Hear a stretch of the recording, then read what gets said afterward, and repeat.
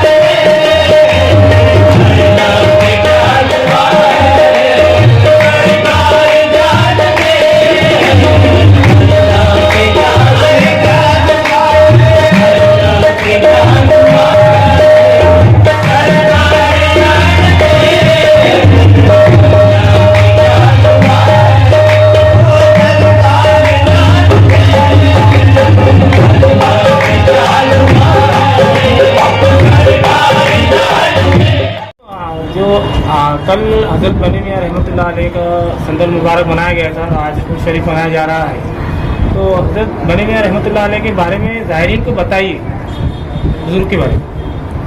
سب سے پہلے میں بتانا چاہتا ہوں کہ اللہ تعالیٰ اپنے قرآن مجید میں فرماتا ہے کہ الا ان اولیاء اللہ لا خوف علیہم ولا هم یحزنون، بے شک اللہ کے ولی اللہ کے دوست پہ نہ غم ہے نہ پریشانی۔ اس لیے جتنے بھی اولیاء کرام ہیں ان کا جو سالانہ عرس منایا جاتا ہے وہ ان کی یوم ولادت یا یوم وصال اس کے دور منایا جاتا ہے۔ اس طرح حضرت بنی میاں صاحب کا عرس 29 شوال کو حضرت کا سالانہ سندل نکالا جاتا ہے، تو یہاں بزرگ کے بارے میں پوری جانکاری دیجیے زائرین کو، جو باہر کے زائرین آنا چاہتے ہیں زیارت کے لیے، تو بزرگ کے سوات حیات کے بارے میں بتائیے۔ حضرت بنی میاں صاحب رحمۃ اللہ علیہ یہ سب سے پہلے انہوں سید شاہ عبداللہ شاہ بیابانی چشتی رفاعی قادری حیدرآباد ورنگل کے پہلے خلیفہ آیا۔ تو جب یعنی آپ جب یعنی تو خلافت لے کے جب اورنگ آباد پہنچے تو یہاں سب سے پہلے انہیں کوئی جو ان کے پاس حافظ صاحب آتے تھے ان کو بولتے پڑھ، تو انہوں قرآن شریف پڑھنا شروع کرتے تھے۔ تو جب سے آپ کی کرامتیں ہوئی اور جب سے لوگ آپ کے جو آنے لگے اور آپ سے ملنے لگے اور آپ سے فیض حاصل کرنے لگے، اسی طرح سے ان کی سوانح حیات میں لکھا ہے کہ حضرت بنی میاں صاحب قبلہ حضرت یہ پنجاب کے شیخو پورہ میں پیدا ہوئے تھے اور 1920 میں حضرت نے پردہ فرمایا، اس لیے آج حضرت کا 104واں عرس ہم سب یہاں منا رہے ہیں۔ سید صاحب آپ نے بتایا کہ 104واں عرس شریف آپ منا رہے ہیں، تو اس سے پہلے بھی کیا کیا تقریبات ہوئے ہیں اس بارے میں بتائیے. 104 سال سے جو ہماری تقریبات ہوتی ہے تو سب سے پہلے غسل مبارک ہوتا ہے, جو یعنی حضرت کے مزار مبارک کو غسل کیا جاتا ہے. ہم پورے خاندان, پورے ہمارے بھائی 4 بھائی ساتھ رہتے ہیں. ہمارے خاندان کے لوگ, باہر کے زائرین, رفاعی, چشتی, قادری اور نقشبند جتنے سلسلے موجود رہتے ہیں. وہاں یعنی غسل دیا جاتا ہے. بعد میں نعت مشاعرہ ہوتا ہے اور دوسرے دن سندل ہوتا ہے. یہ سندل پوری بستی سے ہوتے ہوئے پورے ہر محلہ جاتا ہے. بکل گڑا, شاہ بازار, رمداس پورہ, یہ وہ اپنے اس کا گاندھی پتلا ہوتے ہوئے اپنے یہاں آ جاتا ہے. یہاں کی پھر یعنی سندل والی ہوتی ہے ہمارے یہاں سے, اور بعد میں پھر سماج شروع ہوتا ہے. سجاد صاحب, آپ نے بتایا کہ نعت مشاعرہ بھی ہوتا ہے اور محفل سما کا بھی انعقاد رکھا جاتا ہے.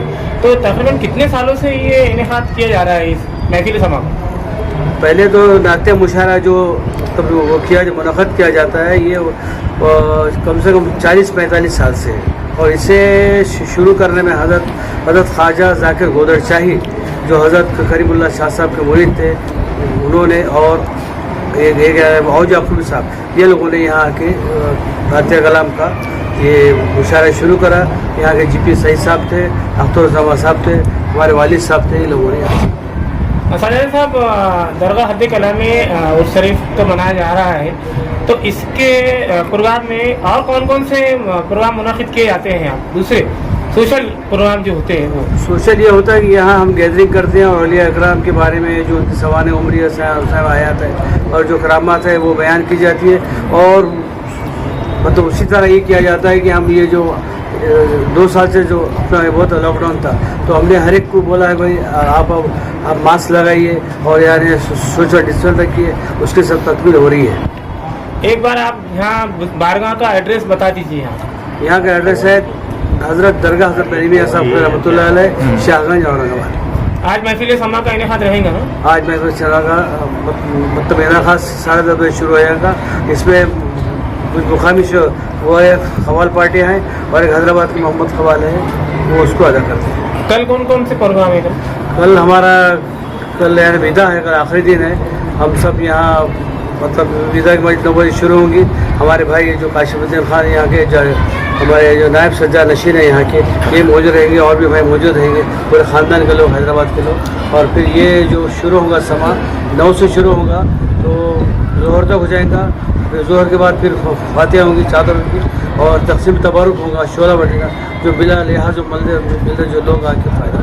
چلتے چلتے آخری سوال کرتے ہیں آپ سے, یہ ودا کا جو پروگرام ہوتا ہے کچھ ظاہرین کو پتہ نہیں ہوتا کہ آخر یہ ہوتا کیا ہے, تو اس میں تھوڑے سے بتائیے. تو یہ ودا پروگرام یہ ہے کہ جتنے یہ جو 4 دن تقریبات ہوتی ہے, تو اس کی تقریبات کا یہ آخری دن رہتا ہے, اور حضرت چادر گل چل جاتی ہے. آپ کو پورا نام بولیے. میرا نام خواجہ ضیاء الدین خان, بیابانی, چشتی, رفاعی, ایڈوکیٹ. سجاد صاحب, آج جو عرس کا پروگرام منعقد رکھا گیا ہے, تو محفل سما میں آج کون سے قوال سب کو بلایا اس بارے میں؟ حیدرآباد کے مشہور قوال محمد بندے نوازی, جو آج تقریباً 35-40 سال سے آ رہے ہیں انہوں, اور درگاہ کا پروگرام, قوالی کا پروگرام بہت اچھا ہوتا ہے, اور تمام ظاہرین وغیرہ ان کو یہاں اورنگ آباد کے پسند کرتے ہیں. وہ بیچارے ہر سال پابندی سے آتے ہیں اور اپنے محفل کلام سناتے ہیں. حضرات کو بھی بلائے گا؟ مقامی حضرات 10-12 قوال ہے. تو یہاں درگاہ شریف میں ایسا سسٹم ہے کہ جو بھی مقامی ہے تو 1-2 کلام پڑھنا چاہیے, کیونکہ رات کا وقت ہو جاتا ہے, اور پولیس کی کمیشنر کے پرمیشن کے حساب سے 2 بجے یا 1 بجے تک پرمیشن ملی ہے, وہ حساب سے 2 کلام سب سناتے ہیں. اور ظاہرین بہت چاہتے ہیں, ان کو نظر و نیاز بھی ملتی ہے ان کو, اس عقیدت کے ہمارے ہوئے تھے. اس کے بعد باہر کے جو قوال آتے ہیں تو ان کو بھی موقع دے دیتے ہیں, تو ان کو 4 کلام پڑھنے لگاتے ہیں, کیونکہ بیچارے وہاں سے پیسہ خرچہ کر کے آتے ہیں, ان کا آنے جانے کا خرچہ ورجہ نکل جاوے. پھر ایکسٹرا پیسے بھی سجاد صاحب, خواجہ ضیاء الدین خان سجاد نشین متولی, درگاہ حضرت بنی میاں کے بڑی پورے فرائض نبھاتے ہیں انہوں, اور سب بھائیوں کا بھی خیال رکھتے ہیں, اور درگاہ کے ہر ظاہرین سے بھی ادب کرتے ہیں. سب سے زیادہ ظاہرین بمن, ماروڑی, برہمن, گجراتی ہیں. میں 24 بچپن سے جو ہے تو میں دنیا کی غلامی نہیں کیا, صرف بابا کی غلامی کیا ہوں, اور 24 گھنٹے میں درگاہ شریف میں رہتا ہوں. ہر ظاہرین کے لوگ آتے ہیں, کاشی بابا سے مشہور ہے. یہاں لنگر چلتا ہے ہر جمعرات کو, سادہ لنگر چلتا ہے, کیونکہ بنی میں سرکار گوشت وغیرہ مٹن نہیں کھاتے تھے, سادہ چاول وغیرہ بنتے, کچھ کھچڑی بنتی ہے, تو تقریباً ہزاروں لوگ صبح سے لے کے شام تک کھا کے چل جاتے ہیں. اور جمعے کے دن بھی جو صلاۃ و سلام پڑھی جاتی ہے درگاہ کے اندر مغرب کے بعد. چھوٹے بھائی کے ذمے ہیں, وہ بھی پروگرام کرتے ہیں, وہ بھی مونگ کے چاول کا شولہ پکاتے ہیں, تمام زائرین کھاتے ہیں. آپ کا پورا نام بولیے. میرا نام خواجہ کاشف الدین خان, بیابانی جہاں نشین گادی نشین درگاہ حضرت بنی.